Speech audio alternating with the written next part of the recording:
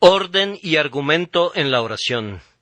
¿Quién me diera el saber dónde hallar a Dios? Yo iría hasta su silla, expondría mi causa delante de él y llenaría mi boca de argumentos. Job 23, 3, 4. En medio de su extrema adversidad, Job clamó al Señor.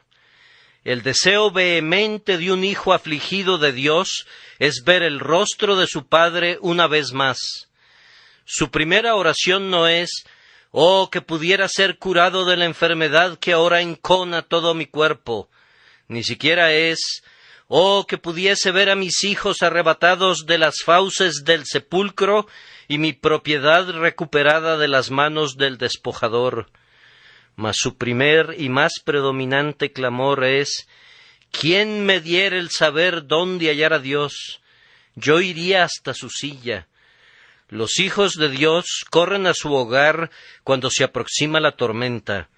El instinto nacido del cielo de un alma que posee la gracia es buscar refugio de todos los males bajo las alas de Jehová. El que ha hecho de Dios su refugio podría servir como el distintivo de un verdadero creyente. Un hipócrita, cuando siente que ha sido afligido por Dios, resiente el castigo, y como un esclavo quisiera huir del amo que lo ha flagelado. Pero no sucede así con el verdadero heredero del cielo.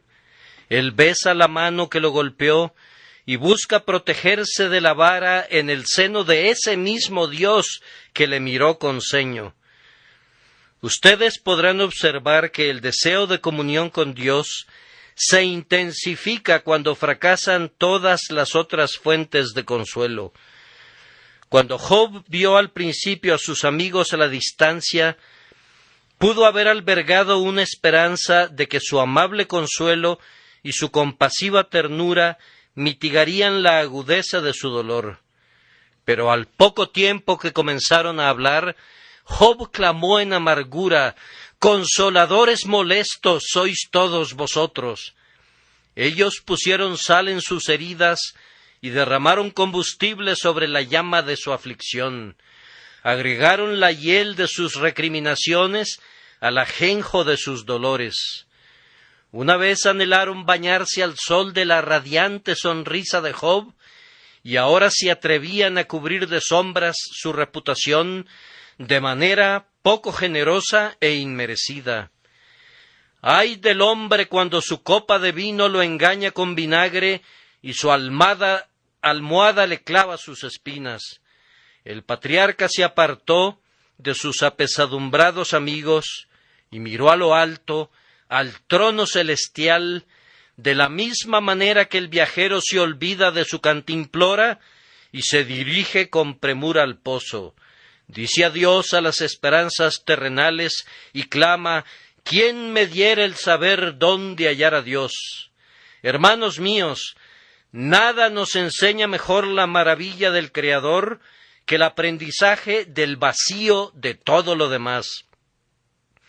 Cuando han sido atravesados de un lado al otro por la frase «Maldito el varón que confía en el hombre y pone carne por su brazo», entonces libarán dulzura indecible de la sentencia divina: «Bendito el varón que confía en Jehová y cuya confianza es Jehová». Apartándose con desdén de los panales de la tierra, donde no pudieron encontrar miel, sino sólo agudas punzadas, se regocijarán en él, cuya palabra fiel es más dulce que la miel y que la que destila del panal. Es además digno de observación que, aunque un buen hombre se apresura a Dios en su aflicción y corre con mayor velocidad por causa del desamor de sus semejantes, sin embargo, algunas veces el alma que posee gracia permanece sin la confortable presencia de Dios. Este es el mayor de los dolores. El texto es uno de los grandes gemidos de Job, mucho más profundo que cualquiera otro que hubiera proferido por causa de la pérdida de sus hijos y de su propiedad. ¿Quién me diera el saber dónde hallar a Dios? La peor de todas las pérdidas es perder la sonrisa de mi Dios. Job conoció de antemano un poco de la amargura del clamor de su Redentor: Dios mío, ¿por qué me has desamparado? La presencia de Dios siempre está con su pueblo en un sentido, en lo concerniente a sostenerlos secretamente, pero no siempre goza de su presencia manifiesta. Como la esposa del cantar, por las noches buscan en su lecho al que aman y no lo hallan, y aunque se levanten y recorran la ciudad, no pueden encontrarlo, y la pregunta puede repetirse una y otra vez: ¿habéis visto al que ama mi alma? Tú podrías ser amado por Dios y sin embargo no estar consciente de ese amor en tu alma. Tú puedes ser tan amado para su corazón como Jesucristo mismo, y sin embargo, por un breve instante Él podría abandonarte y en un conato de ira podría esconderse de ti. Pero, queridos amigos, en tales momentos el deseo de las almas creyentes cobra una mayor intensidad todavía del hecho que la luz de Dios no está disponible. En lugar de decir con nuestro arrogante labio: bien, si Él me deja, debo arreglármela sin Él. Si no puedo contar con su consoladora presencia, debo continuar luchando como mejor pueda. En lugar de eso, el alma dice: no, es mi misma vida, debo tener a mi Dios.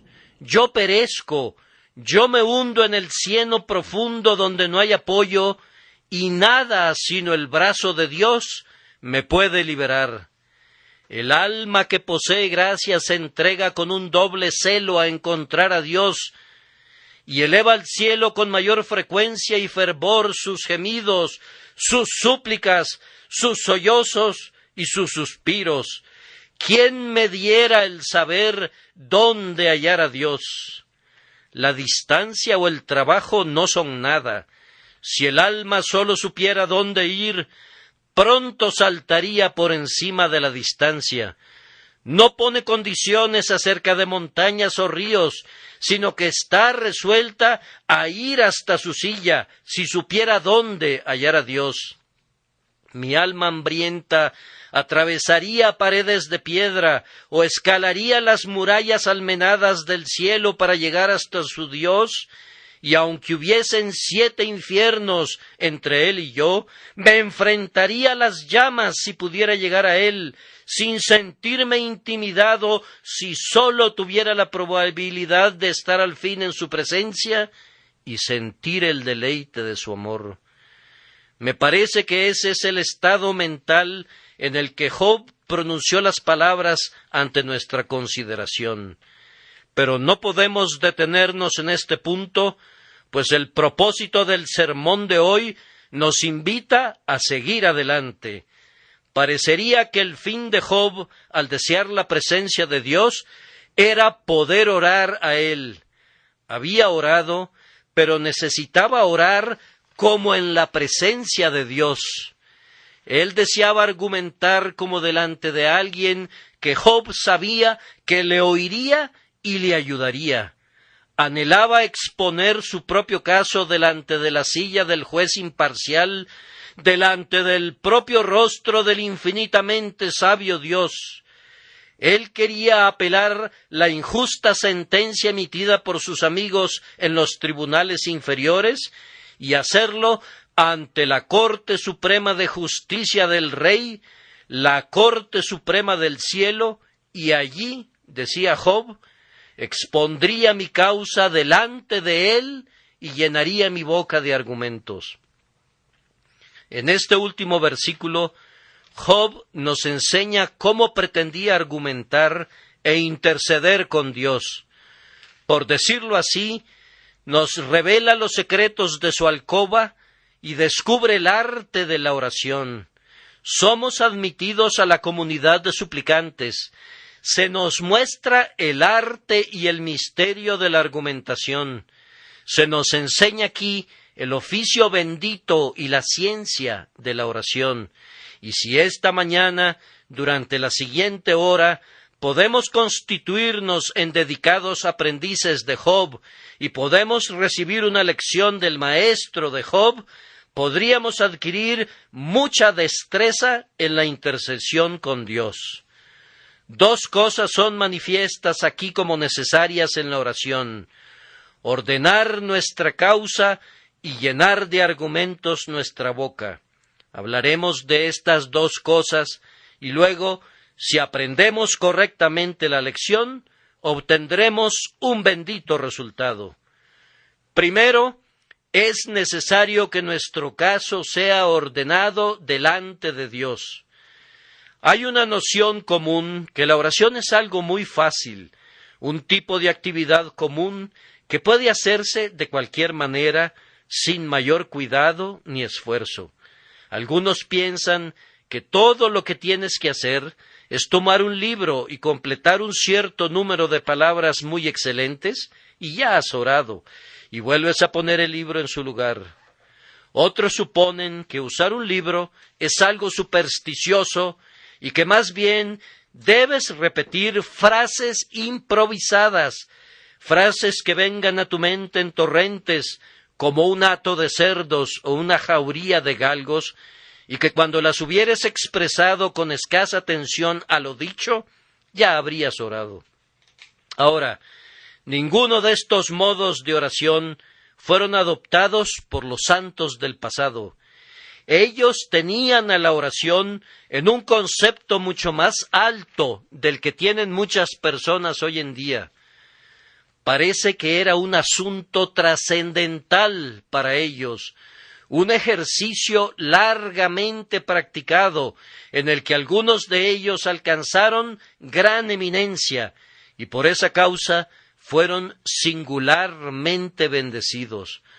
Cosecharon en abundancia en el campo de la oración y descubrieron que el propiciatorio es una mina de indecibles tesoros.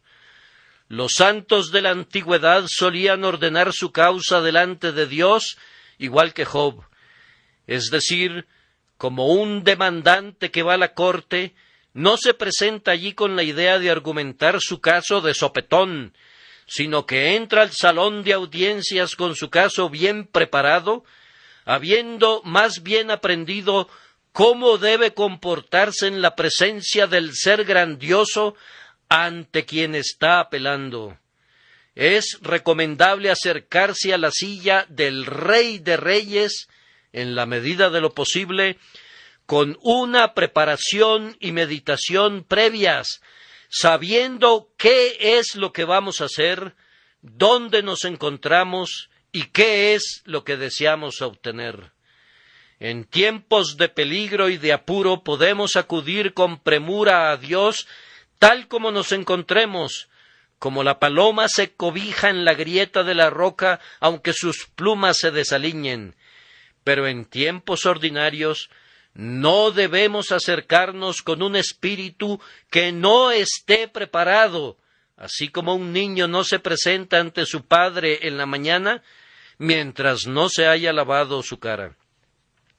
Vean a aquel sacerdote.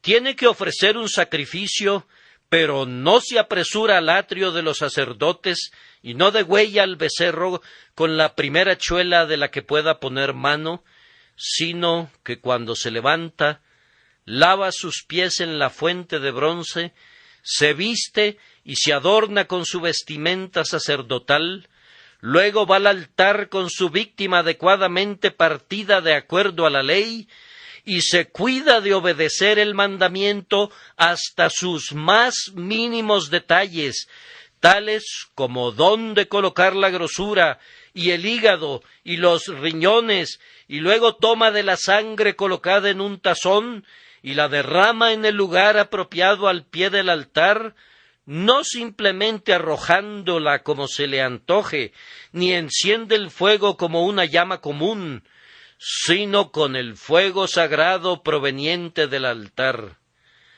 Ahora este ritual está abolido, pero la verdad que enseña sigue siendo la misma. Nuestros sacrificios espirituales deben ser ofrecidos con santo cuidado. Dios no quiera que nuestra oración sea un simple saltar de la cama y arrodillarse y decir lo primero que se nos venga a la cabeza. Por el contrario, debemos presentarnos ante el Señor con santo temor y sagrado temblor. Vean cómo oró David cuando Dios le bendijo. Entró y se puso delante de Jehová. Entiendan eso. No se quedó afuera a la distancia, sino que entró y se puso delante de Jehová y se sentó, pues estar sentado no es una mala postura para la oración, sin importar quién hable contra esa postura. Y estando sentado con quietud y calma delante del Señor, comenzó a orar, pero no antes de haber reflexionado sobre la bondad divina y así haber alcanzado un espíritu de oración. Luego, con la ayuda del Espíritu Santo, abrió su boca. ¡Oh, que más a menudo buscáramos al Señor de esta manera! Abraham puede servirnos de modelo. Se levantó muy de mañana. Aquí vemos su disposición. Caminó durante 3 días, allí vemos su celo. Dejó a sus siervos al pie del monte, aquí vemos su privacidad. Tomó la leña y el fuego con él, allí vemos su preparación. Y finalmente edificó un altar y puso la leña en orden, y luego tomó el cuchillo.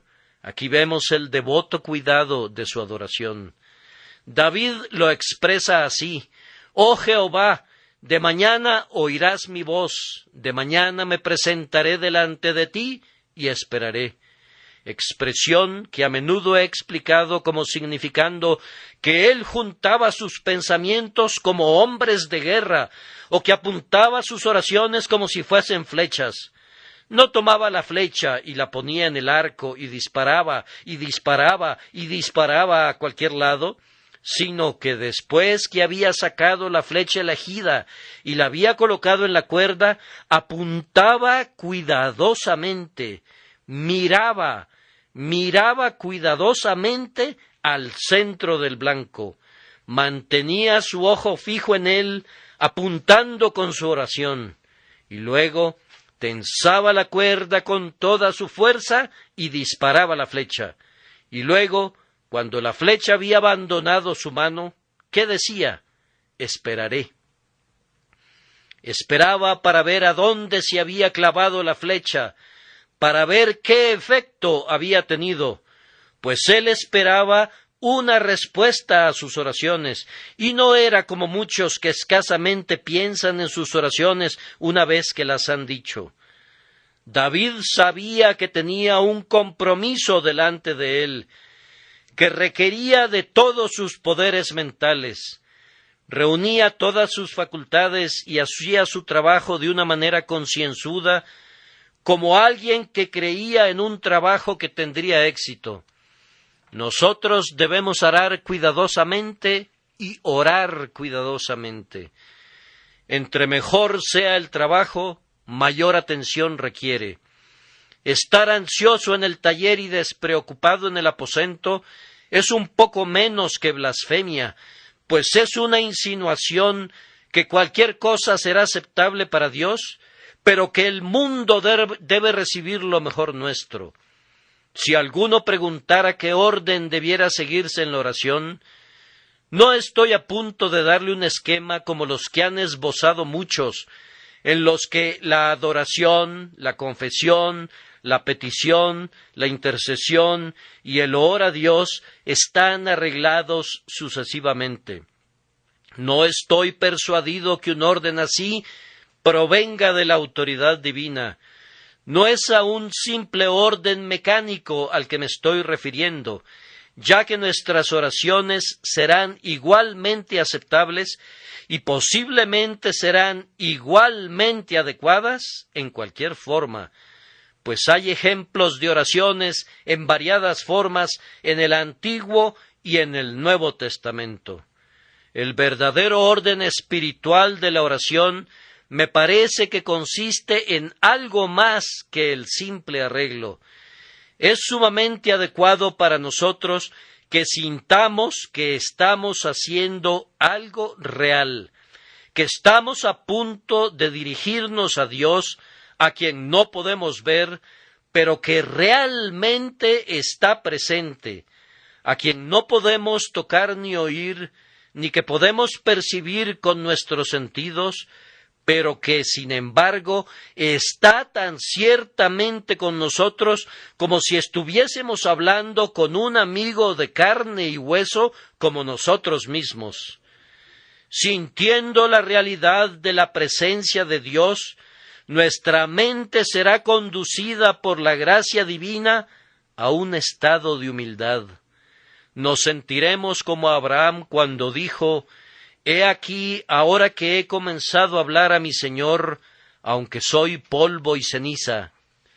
Consecuentemente, no vamos a recitar nuestra oración como niños que repiten sus lecciones, como un simple asunto de rutina, y mucho menos debemos hablar como si fuésemos rabíes instruyendo a nuestros alumnos, o como he escuchado que hacen algunos, con la tosquedad de un salteador que detiene a una persona en el camino para exigirle su bolsa.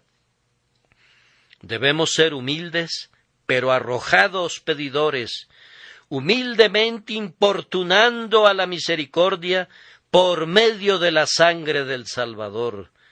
No debemos mostrar la reserva de un esclavo, sino la amorosa reverencia de un niño, pero no la de un niño insolente e impertinente, sino la de un niño obediente y enseñable, que honra a su padre y por tanto que pide de todo corazón con una sumisión respetuosa a la voluntad de su padre.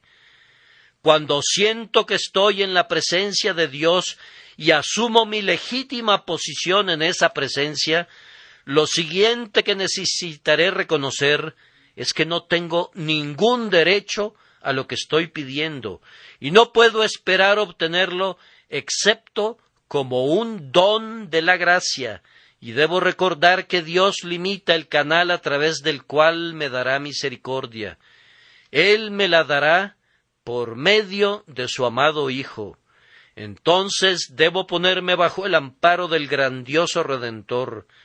Debo sentir que ya no soy yo el que hablo, sino que Cristo habla conmigo, y que mientras suplico, argumento sus heridas, su vida, su muerte, su sangre, Él mismo. Esto es en verdad entrar en orden. Lo siguiente que debo considerar es ¿qué es lo que debo pedir? En la oración es muy adecuado por proponerse una gran claridad en las peticiones. Hay mucha razón para quejarse de algunas oraciones públicas, porque aquellos que las ofrecen no le piden a Dios realmente nada. Debo reconocer que temo haber orado de esta manera yo mismo, y ciertamente he oído muchas oraciones de ese tipo en que no percibí que se buscara algo de Dios.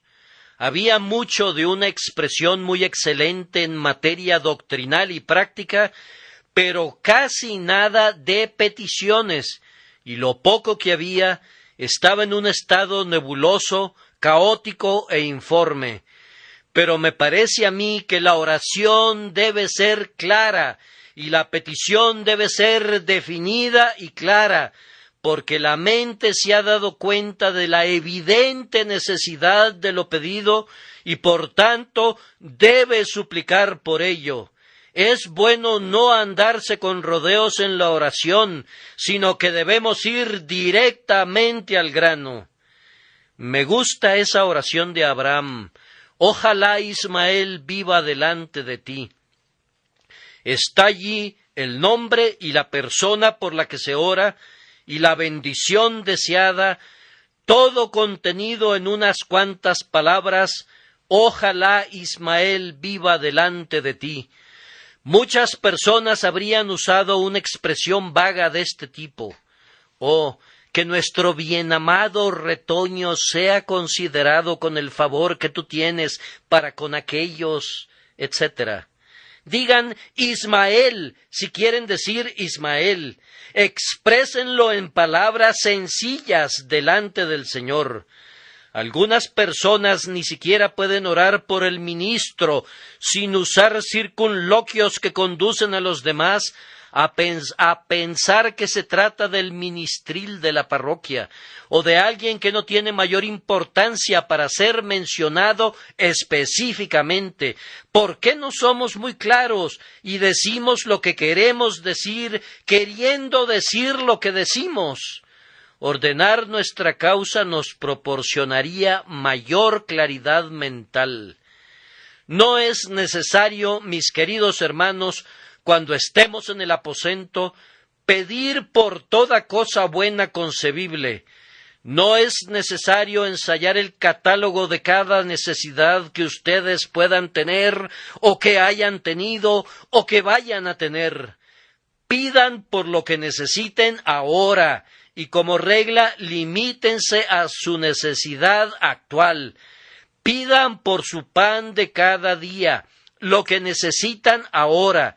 Pidan eso, pídanlo con claridad, como delante de Dios, que no toma en cuenta sus elegantes expresiones y para quien su elocuencia y oratoria es menos que nada y vanidad.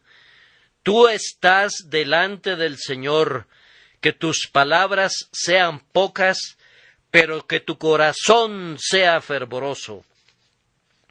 Todavía no has completado el ordenamiento lo suficiente cuando hubieres pedido lo que necesitas por medio de Jesucristo. Debe haber una revisión de la bendición que tú deseas para ver si de verdad es una cosa digna de ser pedida, pues algunas oraciones no serían ofrecidas nunca si los hombres solamente reflexionaran. Una pequeña reflexión nos mostraría que algunas cosas que deseamos deberíamos dejar de considerarlas. Además, podríamos tener un motivo en el fondo de nuestro deseo que no va acorde con Cristo, un motivo egoísta que olvida la gloria de Dios y provee únicamente para nuestra comodidad y holgura. Ahora, aunque podamos pedir por cosas que sean para nuestro beneficio, no debemos permitir nunca que nuestro beneficio interfiera de alguna manera con la gloria de Dios.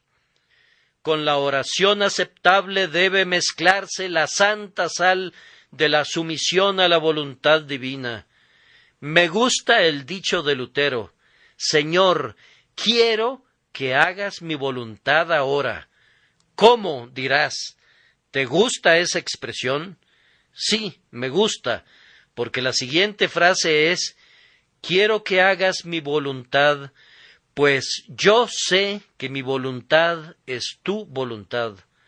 Bien dicho, Lutero, pero sin las últimas palabras habría sido una presunción perversa.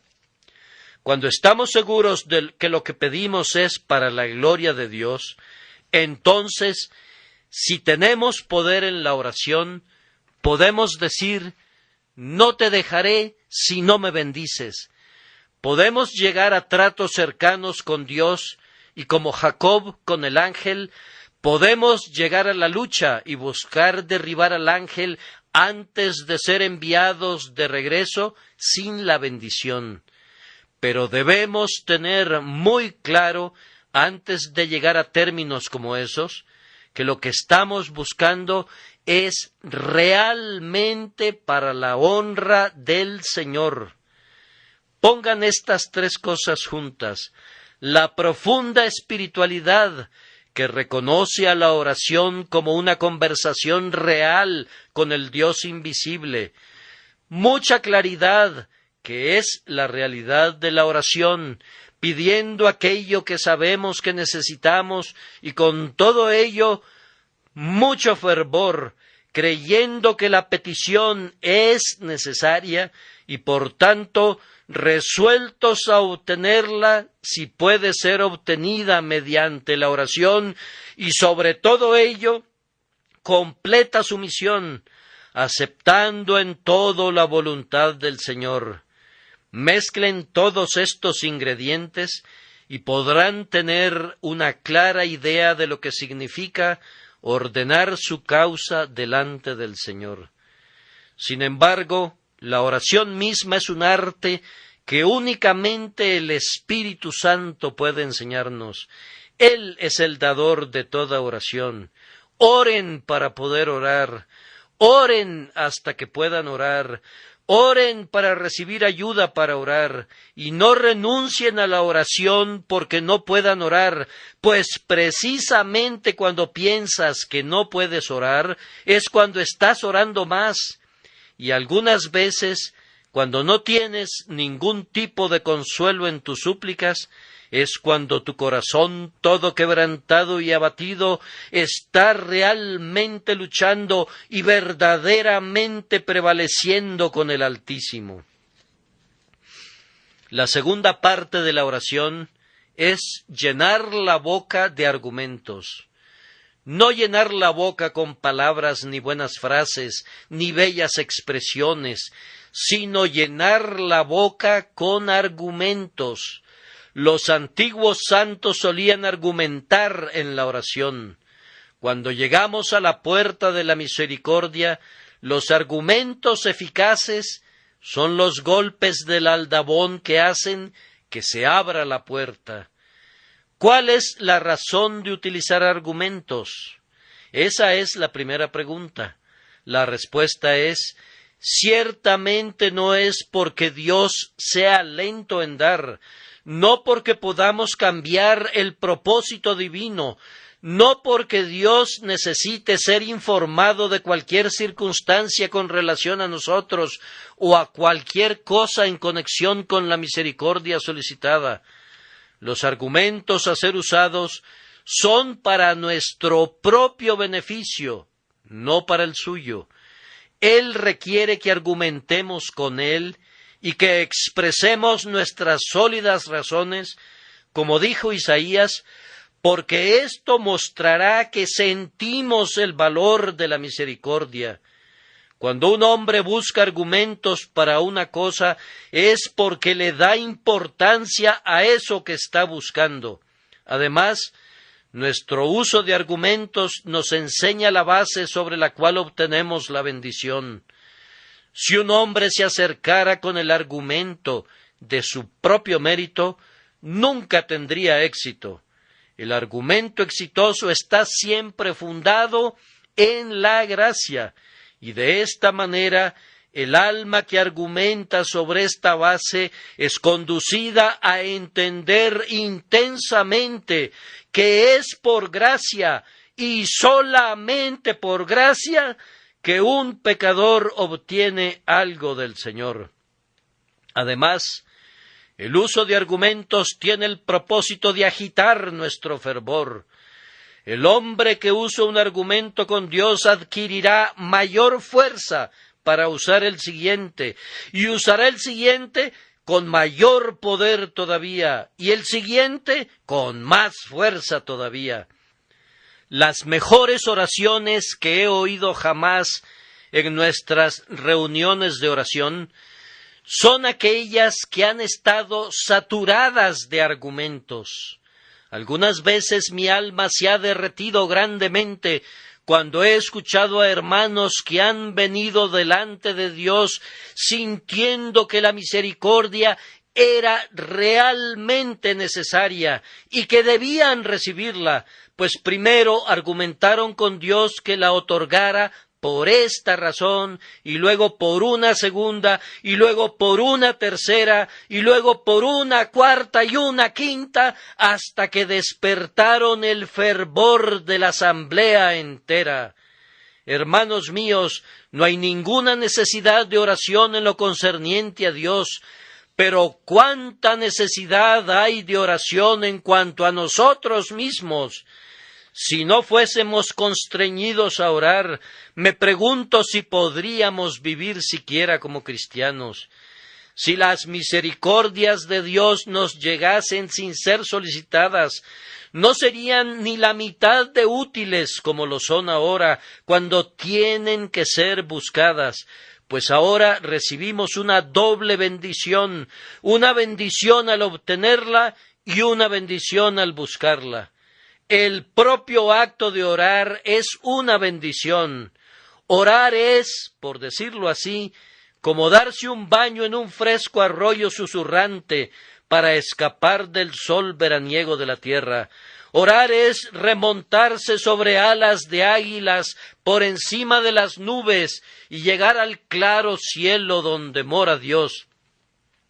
Orar es entrar en la casa del tesoro de Dios y recibir provisiones de un almacén inagotable. Orar es asir al cielo con las manos, abrazar a la deidad dentro del alma y sentir que el cuerpo de uno es convertido en un templo del Espíritu Santo. Aparte de la respuesta, la oración es en sí misma una bendición.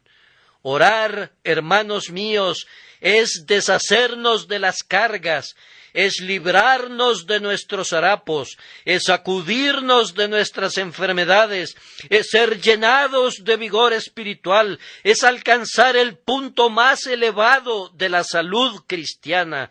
Que Dios nos dé en abundancia en relación al arte santa de argumentar con Dios en oración.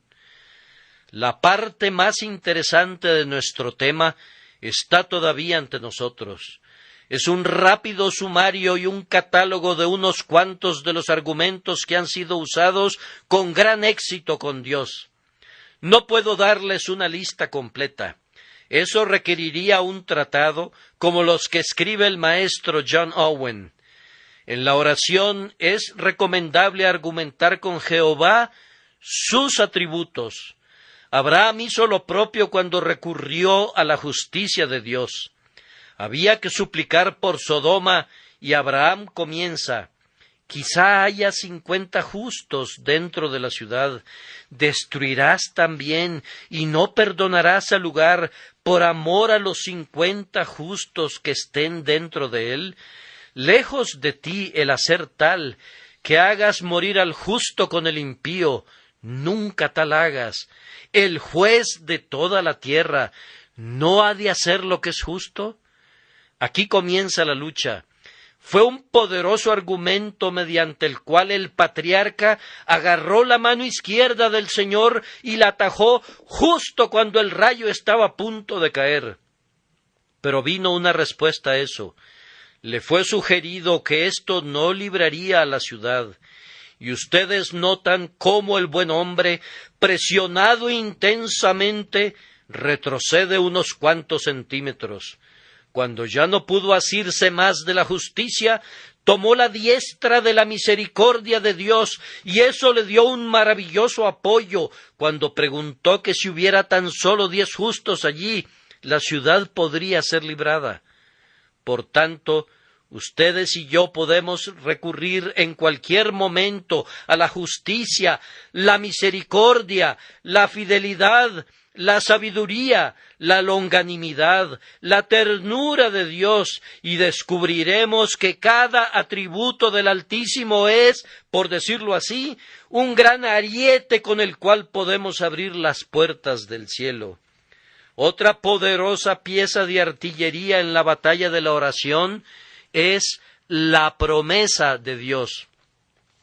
Cuando Jacob estaba al otro lado del vado de Jaboc, su hermano Esaú se acercaba con hombres armados, imploró a Dios que no permitiera que Esaú hiriera a la madre con los hijos, y como razón de suma importancia argumentó: «Y tú has dicho, yo te haré bien». Oh, la fuerza de ese argumento. Estaba pidiéndole a Dios que cumpliese su palabra. Tú has dicho. El atributo es un cuerno espléndido del altar al cual aferrarse, pero la promesa, que contiene el atributo y algo más, es todavía un más poderoso sostén. Tú has dicho. Recuerden cómo lo expresó David. Después que Natán había hablado la promesa, David dijo al cierre de su oración: haz conforme a lo que has dicho. Haz conforme a lo que has dicho. Ese es un legítimo argumento para cualquier hombre honesto, y él lo ha dicho, y no lo hará. Sea Dios veraz y todo hombre mentiroso. ¿No será él veraz? ¿No mantendrá él su palabra? Cada palabra que sale de sus labios no permanecerá firme y será cumplida. Salomón, en la dedicación del templo, usó el mismo poderoso argumento. Él argumenta con Dios que recuerde la palabra que había hablado a su padre David y que bendiga ese lugar. Cuando un hombre firma un pagaré, su honor está comprometido. Compromete su mano y debe cumplir el compromiso cuando llegue la fecha del vencimiento, pues de lo contrario perderá crédito. Nunca se podrá decir que Dios no paga sus facturas. El crédito del Altísimo no ha sido nunca puesto en tela de juicio y nunca lo será. Él es estrictamente puntual. Nunca llega antes de tiempo, pero tampoco se retrasa nunca. Ustedes pueden escudriñar este libro de principio a fin y lo pueden comparar con la experiencia del pueblo de Dios, y los dos encajan desde el principio hasta el fin. Y muchos patriarcas de cabellos blancos han dicho conjuntamente con Josué en su ancianidad: no ha faltado una palabra de todas las buenas palabras que Jehová vuestro Dios había dicho de vosotros. Todas os han acontecido. Hermano mío, si tú tienes una promesa divina, no necesitas argumentarla con un sí involucrado. Puedes argumentarla como una certeza. Sí, por la misericordia que ahora estás pidiendo, tienes la palabra de Dios solemnemente comprometida. Escasamente hay espacio para la precaución acerca de la sumisión a su voluntad. Tú conoces su voluntad. Esa voluntad está en la promesa. Arguméntala. No le des descanso hasta que la haya cumplido. Él tenía la intención de cumplirla, pues de lo contrario no la hubiese otorgado. Dios no da su palabra simplemente para aquietar nuestro ruido y mantenernos esperanzados por un rato con la intención de desentenderse al final. Mas cuando Él habla porque tiene la intención de actuar. Un tercer argumento a ser usado es el que fue empleado por Moisés: el grandioso nombre de Dios. Cuán poderosamente argumentó con Dios en una ocasión sobre esta base: ¿qué harás tú a tu grande nombre? Las gentes que hubieren oído tu fama hablarán diciendo: por cuanto no pudo Jehová meter a este pueblo en la tierra de la cual les había jurado, los mató en el desierto. Hay algunas ocasiones en las que el nombre de Dios está íntimamente ligado a la historia de su pueblo.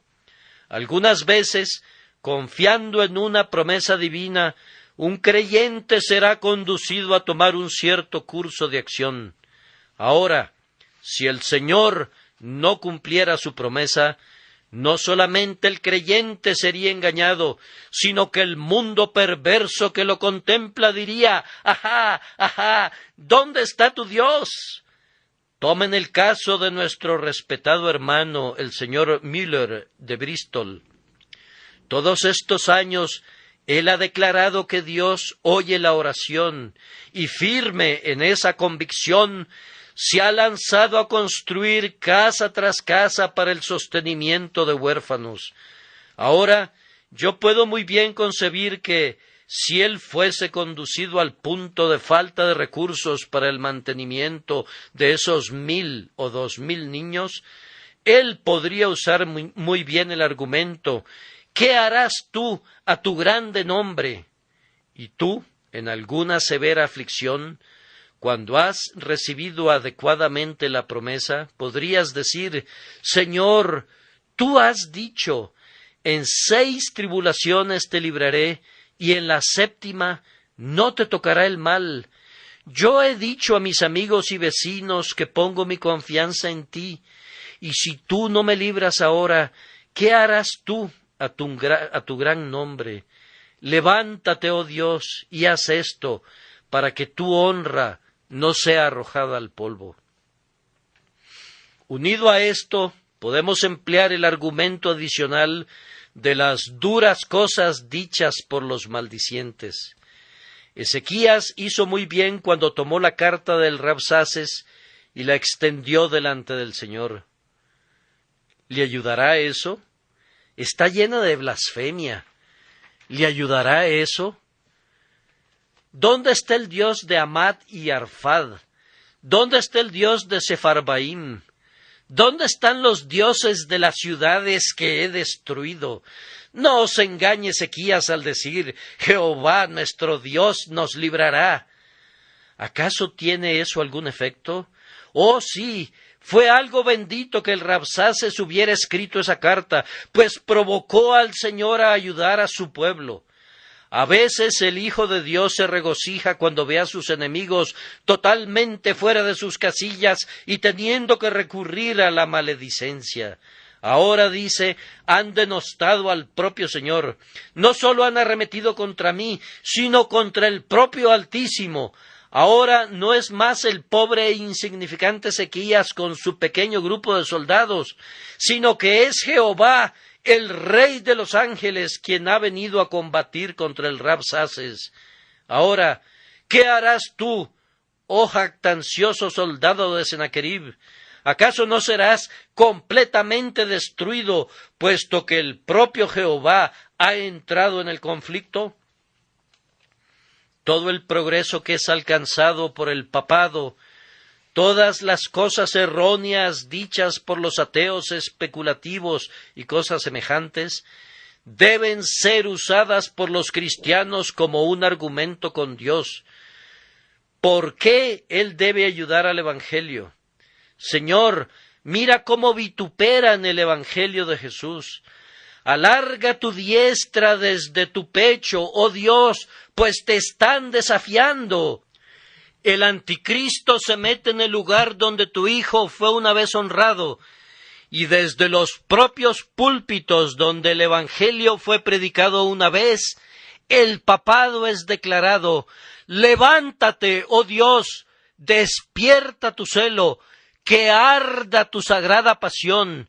He aquí que la ramera de Babilonia está sentada una vez más sobre su bestia escarlata y cabalga en triunfo. Ven, oh Jehová, ven, Jehová, y demuestra una vez más lo que puede hacer tu brazo desnudo. Este es un modo legítimo de argumentar con Dios por amor de su grandioso nombre. Así también podemos argumentar las aflicciones de su pueblo. Esto se hace con frecuencia. Jeremías es el gran maestro de este arte. Dice: sus nobles fueron más puros que la nieve, más blancos que la leche, más rubios eran sus cuerpos que el coral, su talle más hermoso que el zafiro, oscuro más que la negrura es su aspecto. Los hijos de Sión, preciados y estimados más que el oro puro, cómo son tenidos por vasijas de barro, obra de manos de alfarero. Él habla de todas sus aflicciones y penurias durante el sitio. Clama al Señor para que mire a su Sión sufrida, y pronto sus gritos lastimeros son escuchados. Nada es tan elocuente para el Padre como los gritos de su Hijo. Sí, hay algo todavía más poderoso, y es un gemido.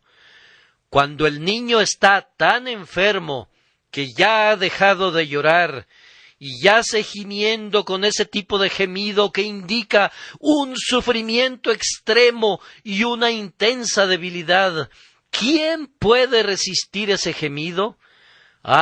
cuando el Israel de Dios sea muy abatido, de tal forma que escasamente pueda gritar y sólo sus gemidos sean escuchados, entonces llega el tiempo de la liberación del Señor y con seguridad mostrará que ama a su pueblo.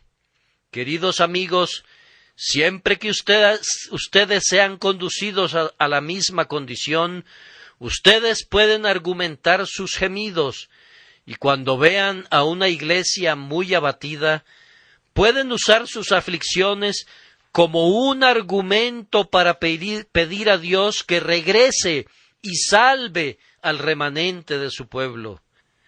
Hermanos, es bueno argumentar con Dios el pasado. Ustedes que son el experimentado pueblo de Dios, ustedes saben cómo hacer esto. Aquí está el ejemplo de David al respecto. Mi ayuda ha sido, no me dejes ni me desampares.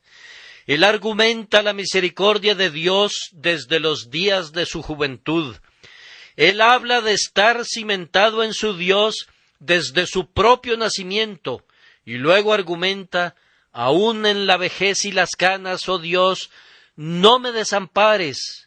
Moisés también, hablando con Dios, dice, tú sacaste a este pueblo de la tierra de Egipto, como si dijera, no dejes tu obra inconclusa, tú has comenzado a construir, completa la obra, has luchado la primer batalla, Señor, concluye la campaña, continúa hasta que obtengas una completa victoria.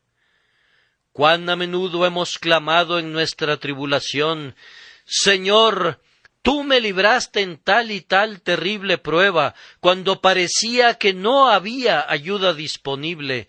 Tú no me has desamparado nunca. Yo he establecido mi Ebenezer en tu nombre. Si has tenido la intención de dejarme, ¿por qué me has mostrado tales cosas? ¿Has traído a tu siervo hasta este lugar para avergonzarlo? Hermanos, tenemos que tratar con un Dios inmutable, que hará en el futuro lo que ha hecho en el pasado, porque nunca cambia de propósito y no puede ser frustrado en sus designios. Así el pasado se convierte en un instrumento muy poderoso para obtener sus bendiciones. Incluso podemos usar nuestra propia indignidad como un argumento con Dios. Del devorador salió comida y del fuerte salió dulzura.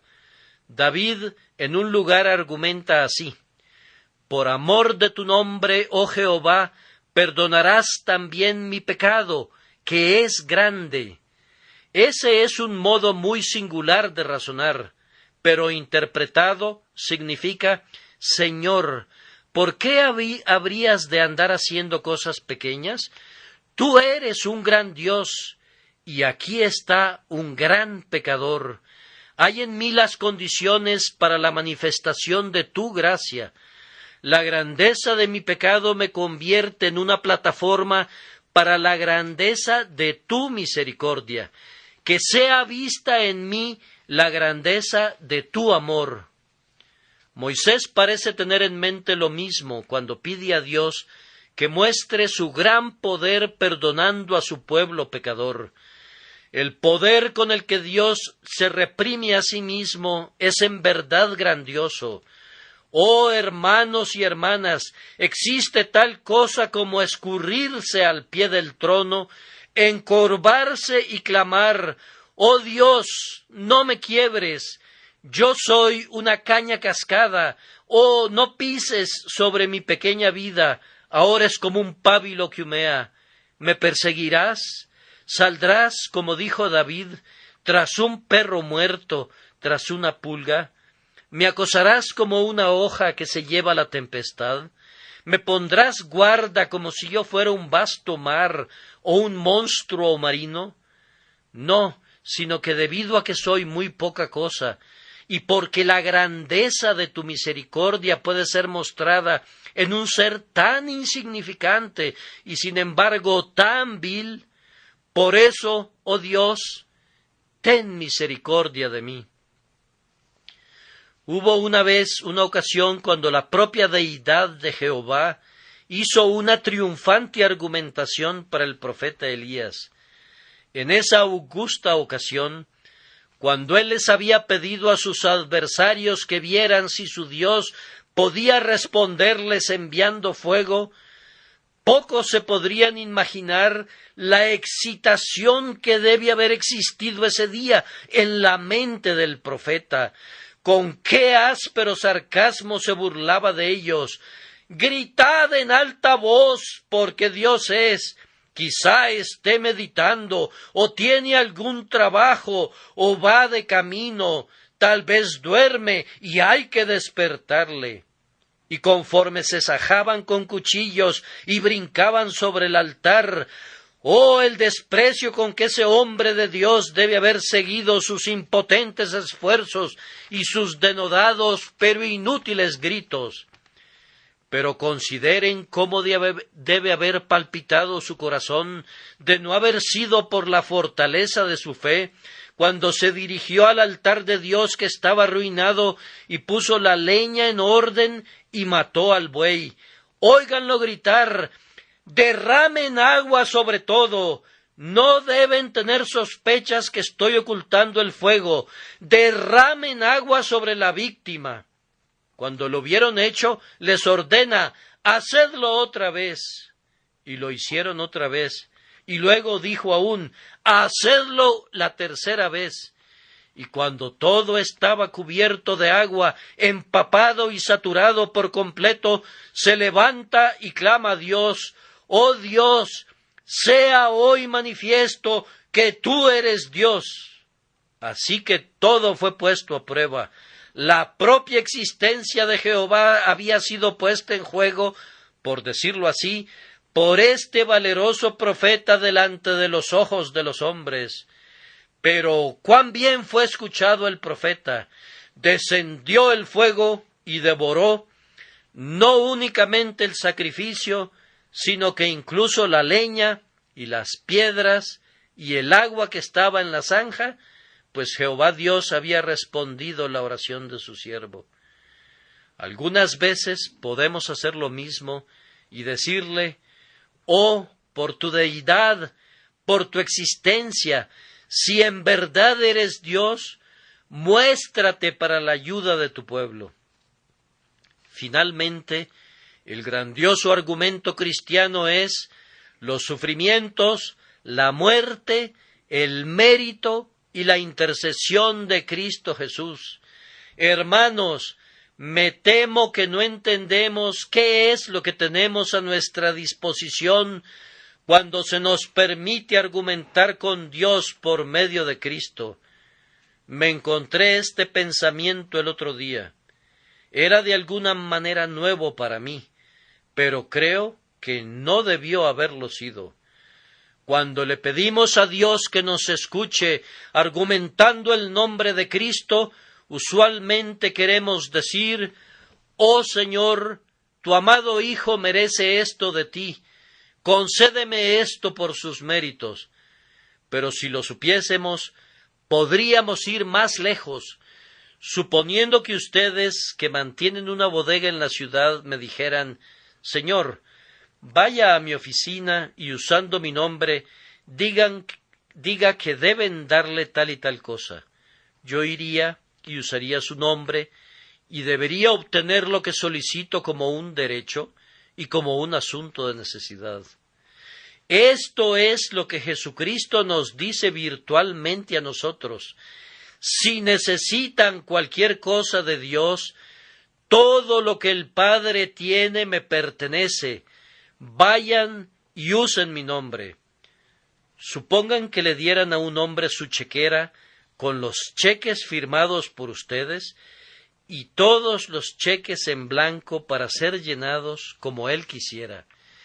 Eso sería muy cercano a lo que ha hecho Jesús cuando dijo estas palabras: de cierto os digo, que todo cuanto pidiereis en mi nombre, yo os lo concederé. Si yo tuviera una firma buena en el cheque, debería estar seguro de poder cobrar el efectivo cuando fuera con él al banquero. De la misma manera, cuando tienen el nombre de Cristo, ante quien la propia justicia de Dios se ha vuelto deudora, y cuyos méritos tienen argumentos con el Altísimo, cuando tienen el nombre de Dios, no hay necesidad de hablar con miedo y temblor y aliento entrecortado. Oh, no vacilen y que su fe no titubee. Cuando piden en el nombre de Cristo, están argumentando lo que sacude las puertas del infierno y que obedecen las huestes del cielo, y Dios mismo siente el sagrado poder de ese divino argumento. Hermanos, les iría mejor si en sus oraciones a veces pensaran más en los dolores y gemidos de Cristo.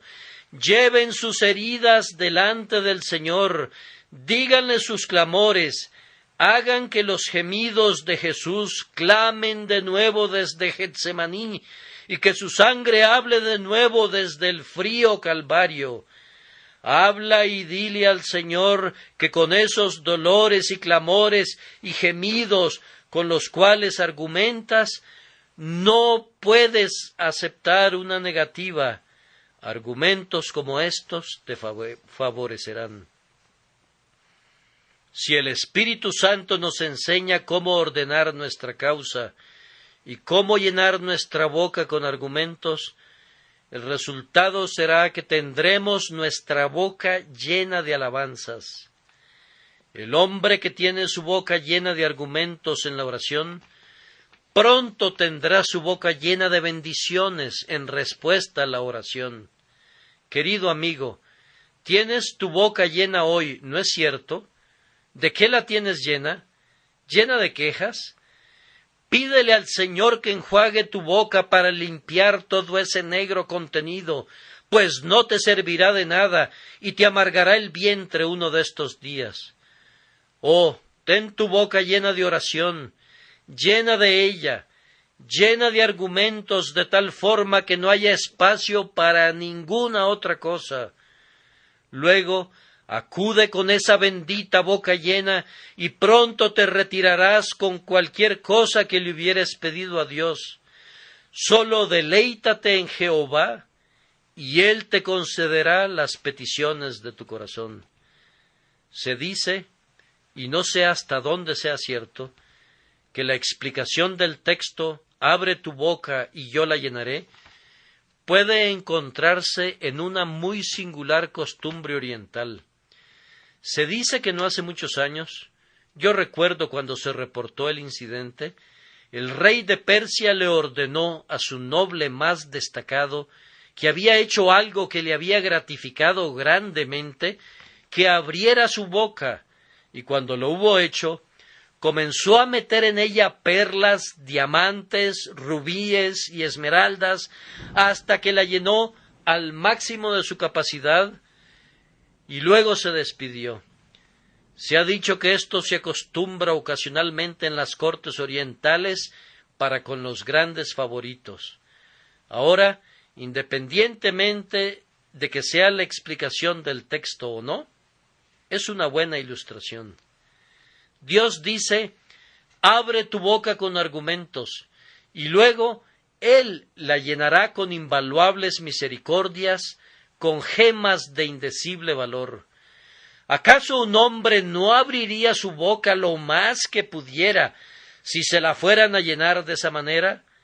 Seguramente quien tuviera la mente más sencilla entre ustedes sería lo suficientemente sabio para hacerlo. Oh, entonces abramos mucho nuestras bocas cuando tengamos que argumentar con Dios.